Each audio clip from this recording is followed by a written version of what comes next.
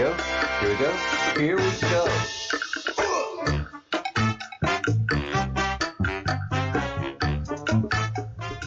Welcome. Welcome, everyone. And a very good morning to you. It's good to have you here at the Breadcrumbs project. Make my adjustments on my mixer here. And welcome. There's a lot to talk about. There's a lot going on. There's a lot that's not being talked about, and that's why channels like mine exist. And my channel is growing slowly, but most assuredly, each day I'm getting new subscribers. And by next week, I suspect I'll probably be at that 2,500 mark. I should have a good product for you by then, with enough practice that I've been getting in every day doing these shows, and that's what it takes, is practice to make things more professional, and then also to give yourself a direction. And the Breadcrumbs Project's fundamental mission statement, which is just to follow the breadcrumbs. The breadcrumbs lead you to the truth, lead you to the loaf, lead you to where the direction of investigation has to go. So right now, I'm very focused on what's happening not only in America but around the world with the march of Marxism and the establishment and the legitimization of the Q. And so all of you that are Q members and QAnons, welcome. I didn't know what the Q was functionally 3 months ago.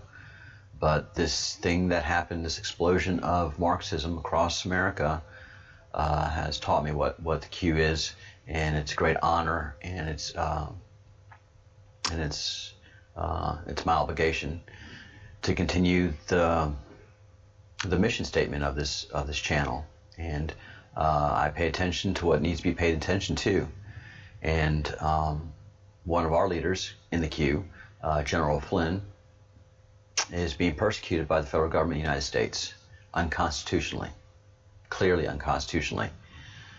So this came across the wires 11 hours ago, and the judge refuses to dismiss the Flynn case, petitions full appellate court, and so this is just gamesmanship being played here by a federal judge, which he is entitled to do. That's the beauty of a land of laws, is that not only can your laws be used for you, but your laws can be used against you. And so General Flynn has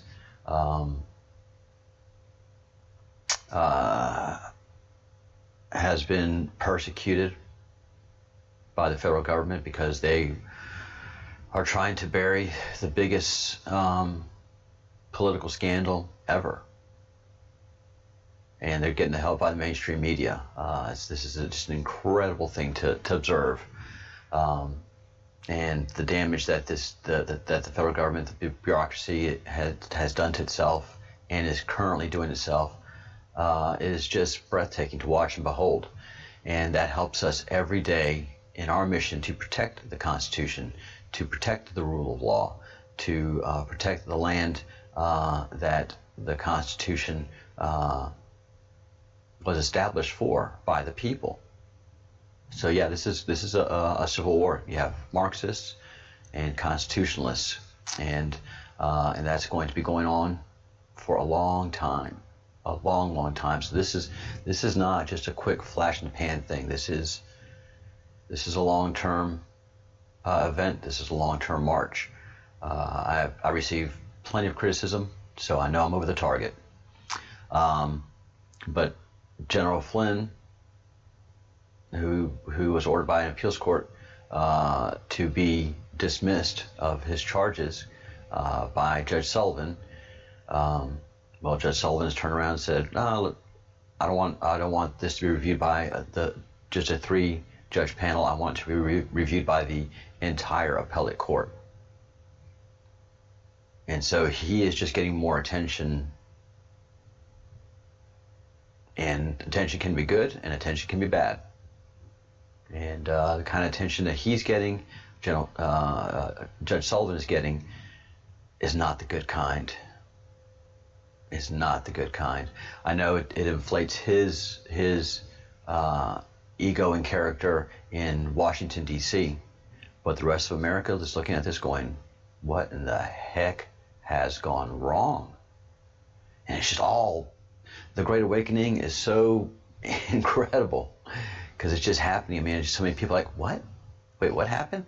And then once you start scratching that surface a little bit, then you just go like Adam, Tim Pool's friend, who went from 6 months ago laughing at Trump to today voting for Trump. And so, the lines are drawn. Families are separated by this. Yeah. This is how the Civil War started.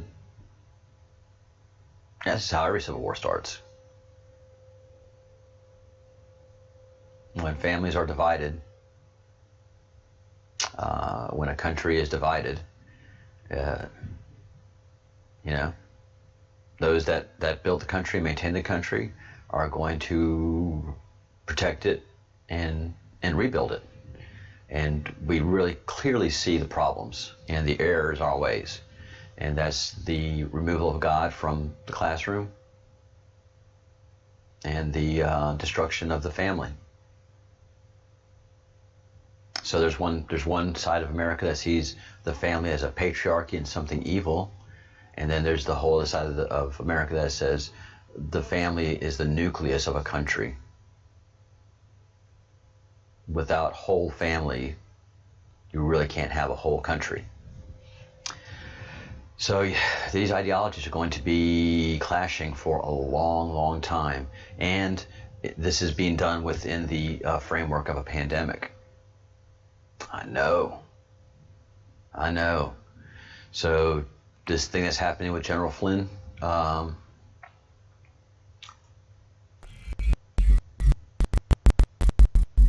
let's see, bring up that screen. Come on, system. I said by 2,500 users, I won't be having these little novice mistakes. This problem with Judge Flynn, with Judge Sullivan and General Flynn, should have been taken care of a long time ago, but is symptomatic of a great disease that has entered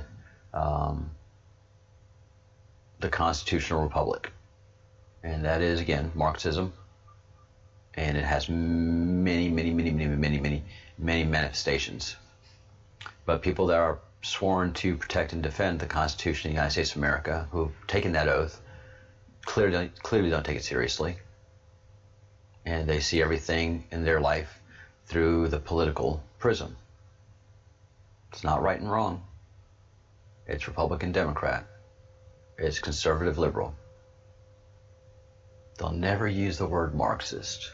They'll never say Constitution. It's language for them. It's all blanketed in language. So they're not going to call themselves Marxists unless they're diehard. Unless they are diehard and activists that are getting paid by some kind of Marxist organization out there. But so they'll never use the real terms, that this is Marxist versus constitutionalist. Judgment culture has to have the political correctness to be able to survive. They can't say the truth. They can't speak the truth. This is so Orwellian. So Orwellian. So that's where political correctness came in. Marxism always survives by political correctness. It's in China right now. You have to talk about the dear leader, the great leader, as if he is a god. Churches are being destroyed throughout China. All of that movement of liberalization has come to a crashing halt because political correctness was going by the wayside. People were speaking the truth and being honest in China. It happened in Russia too. When the people started really questioning their government, not that quiet, but what's going on with Chernobyl? No, stop lying to us. This is a natural disaster of biblical proportions. Stop lying to us. and the government just couldn't, the government, anything built on lies is eventually going to collapse. And so right now, the Communist Party of China is having really, really big time problems. Big problems. One of the biggest right now that nobody's talking about is that loans made in China and to Chinese companies, loans that were backed by Chinese lenders and also loans from American companies were backed by gold for this company called King Gold Jewelry, and King Gold Jewelry took out a significant amount of loans, $2.8 billion, and backed by gold that was fake. It was copper with gold leaf.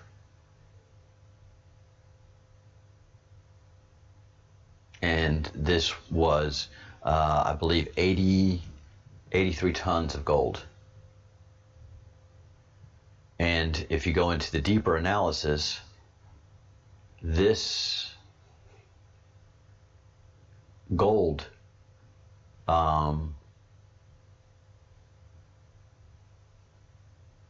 this 83 tons of gold that, I'm quoting from this article from thestreet.com. The 83, and do your own research. You can go look for the article that I have here, but do your own search on the internet and start picking up on this news, because all of this stuff is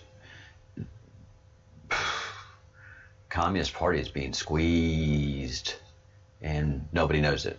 It's the same way as when Russia collapsed. I saw it coming because I was paying attention back then. I was awake back then. I'm awake now, and I know how to read world news. So this 83 tons of gold that King Gold deposited at lenders would be the equivalent to 19.8% of China's gold production for 2018. So this is 20% of the gold produced in 2018, representative. So it's part of the numbers that China reported as gold they produced. So 20% of the gold that was produced in 2018, or whatever part of the years that this gold was produced, those numbers are now fraudulent.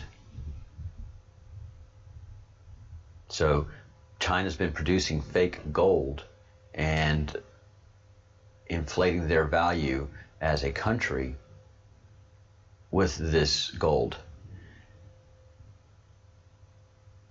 And this represents 4% of China's entire gold reserve.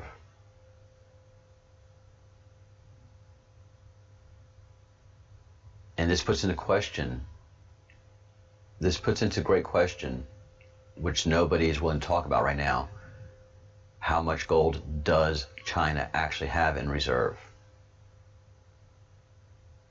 Someone's going to have to do an audit one day of the gold reserves in China and see what's going on. And right now, China is trying to distance itself from the dollar.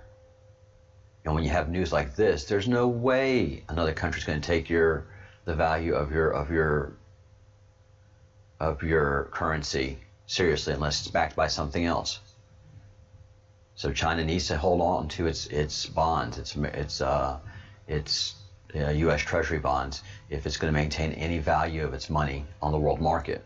It's just, yes, it's that complex. And this goes in further focus of what's happening in China. Again, this is the second superpower. This is the next superpower of the world, who is trying to make itself the superpower. As Christopher Wray has said, it has been in a desperate fight to become the world superpower. And it's incredible. The European Union, who was also trying to be a United States of America, I mean, you can't. You can't just make up something like the United States of America. America is reflected through the Constitution, and that it's a land of laws. And so here we question everything and put it up against the laws. So all of our gold in wherever it's kept, the many places, we have a lot of gold in America, a lot of gold. We hold gold for other countries, and all that gold is tested thoroughly. And Russia tried to be like America, couldn't do it, collapsed. Just in the arms race alone, not even the economic race. And China is trying to beat America at an economic race and an arms race. And its people have no desire for that. The Russians had no desire for what the Russian communist government was doing. And the people of China are not behind any of the actions that the Chinese government has been undertaking for the last 5 years. I just don't see it. I don't see animosity, anger, frustration that the Communist Party is trying to put out there from the good people of China. There's propaganda, and then there's what the people on the street are saying, and the two are not in sync. So much so that this government, who is putting out there that they are so safe and they're so secure, have just created another security apparatus.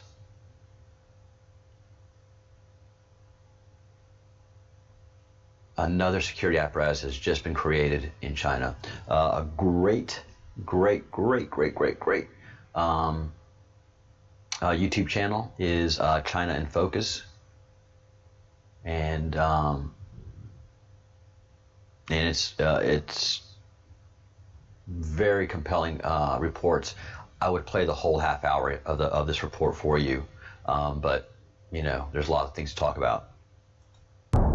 Now we turn to the Chinese regime's security situation.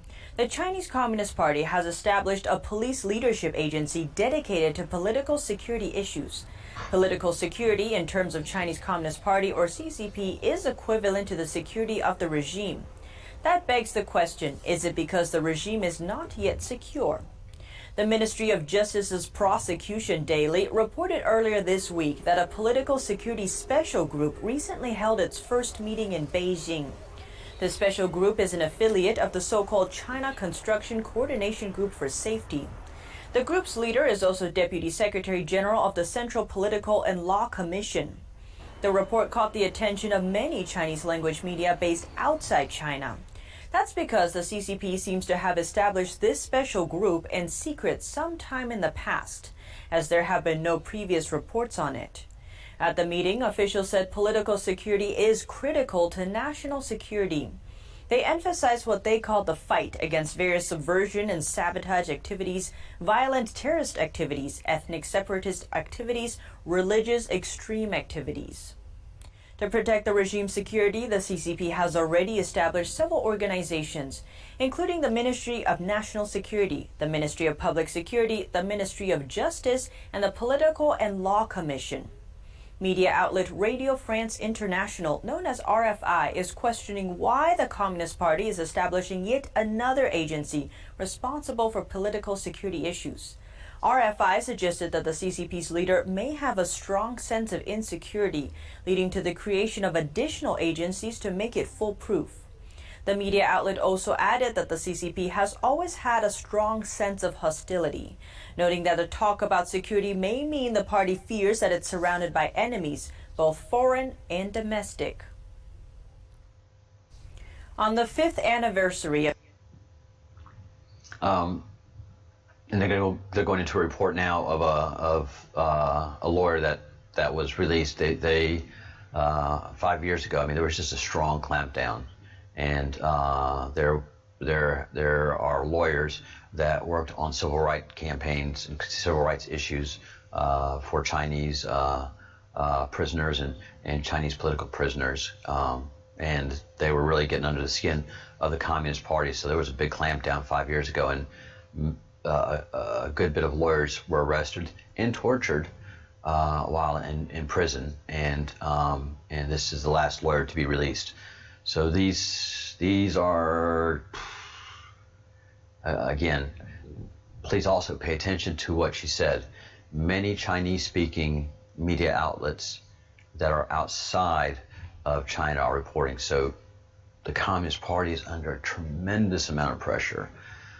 Thousands of millionaires have fled China and are living in countries around the world and supporting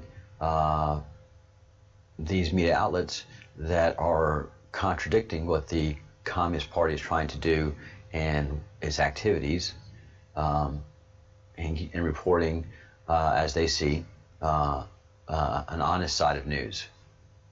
And really, one of the things of communism, again, is political correctness and misinformation, and not telling the truth about what's happening within government and government activities, such as the India Chinese skirmish. We still have no idea the casualties on the Chinese side, and that's very disheartening to Chinese veterans. So there's a mumble campaign there. There's a lot of mumble campaigns going on in China right now. This is why they have to have more security apparatuses to try to plug those leaks, but they really can't, because those leaks are people that are talking. That's 500 million Chinese. That's millions of people talking, and there's just so much a dictatorship can do. So again, keep your eye on there. They're under a lot of pressure, that communist government in China is. And the European Union is under tremendous pressure as well. The European Union, before the coronavirus, couldn't come to an agreement on the budget because billions of dollars of the EU swollen, bloated, bureaucracy-ridden, useless organizational budget had a huge hole blown into it when Great Britain left the European Union. And so before the pandemic, they were trying to gather resources and try to have the same level of budget, but without Great Britain in there. Well, the European Union is made up of two kinds of countries: very rich countries and very poor countries. And your Mediterranean countries are the ones that are kind of lackadaisical and not very industrial and rely more on tourism than just about any other industry. So they are not very wealthy countries. Although they look like it, their budgets are a mess. And then you have the frugal four countries.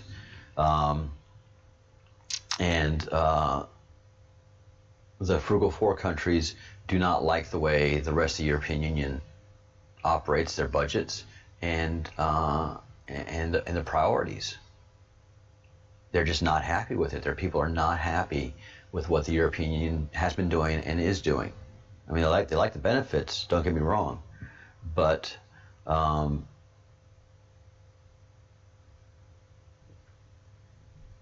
the frugal four, Austria, Denmark, the Netherlands, and Sweden, they don't have any more money to give. And Spain and Italy are leading the charge to get these funds for $850 billion bailout fund for the European Union countries, but it not be a loan, because the Spain, Italy, and Greece can't repay more loans. They're in debt already. They have no credit available anymore. These countries don't. They're at their max. They're at their GDP. If these countries would go to a regular bank and say, "Hey, I need a loan," no, because you can't really afford the loans you have right now. So what Spain and Italy want is that this money be grants and just the money given to them,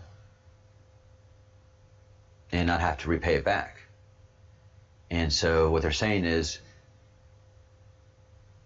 frugal four, give us this money. Just give us this money. It's that Marxist ideology. It's entrenched in the European Union as well. You're rich countries, we're poor countries, we're all in this together, so give us your money.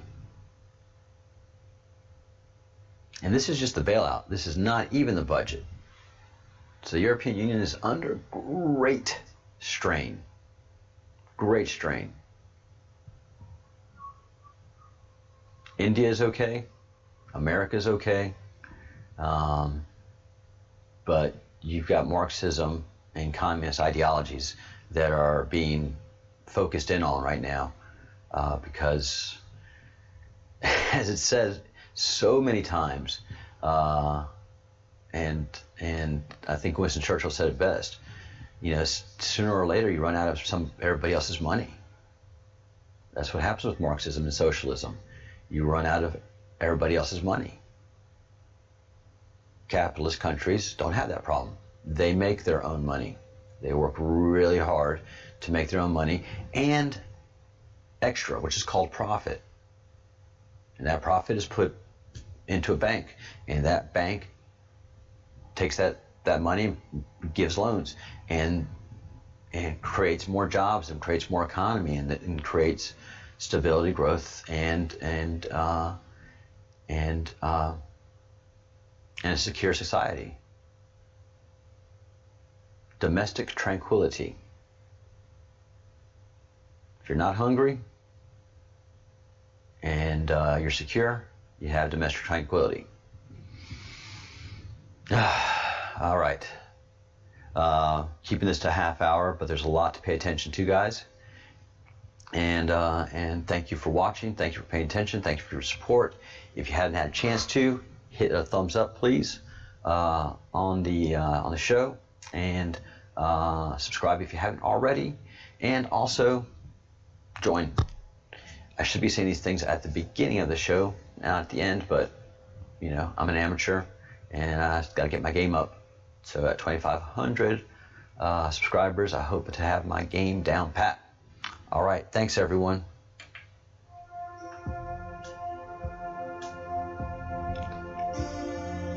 Think good thoughts, do good deeds, and say good things. Always pursue the truth. Anything built on lies always crumbles fast.